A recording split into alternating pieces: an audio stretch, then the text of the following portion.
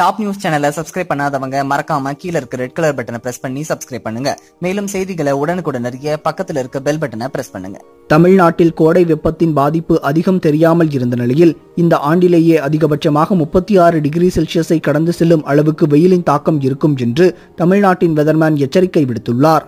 வானிலை மையத்தின் அறிக்கையை அடுத்து தமிழக மக்கள் அதிகமாக எதிர்பார்ப்பது தமிழ்நாட்டு வெதர்மேனின் பதிவுகளைதான். கோடை காலத்தில் வெயில் பாதிப்பு பற்றி அவர் தற்போது பதிவு ஒன்றை வெளியிட்டுள்ளார். அதில் தமிழகத்தில் இன்று முதல் வெயில் சுட்டரிக்கும் என்று எச்சரிக்கை விடுத்துள்ளார். அந்த பதிவில் அவர் கூறியிருப்பதாவது: சென்னை கிழக்கு கடற்கரை பகுதியில் இருந்து இதமான காற்று வந்ததால் இந்த நாள் வரை வெயிலின் தாக்கம் தெரியாமல் இருந்ததாகவும், இதனால் 33 டிகிரி செல்சியஸ் மட்டுமே வெப்பம் இருந்தது. வழக்கமாக 34 டிகிரி செல்சியஸ் வெப்பம் இருக்கும்.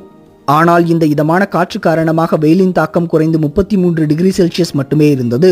ஆனால் வரும் 28 மற்றும் 29ஆம் தேதி முதல் வங்காள விரிகுடா கடல் பகுதியில் நிலவும் அழுத்தம் காரணமாக நிலத்தில் இருந்து வீசும் காற்று வலுப்பெறும்.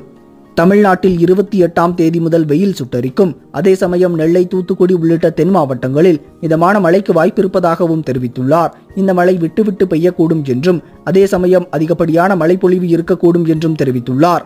சென்னையில் வெயிலின் தாக்கம் இன்று முதல் அதிகமாக இருக்கும். இந்த ஆண்டிலேயே அதிகபட்சமாக 36 டிகிரி செல்சியஸை கடந்து செல்லும் அளவிற்கு வெயில் இருக்கும் என்று தெரிவித்துள்ளார். இந்த தகவல் உங்களுக்கு பிடிச்சிருந்தா லைக் பண்ணுங்க, கமெண்ட் பண்ணுங்க.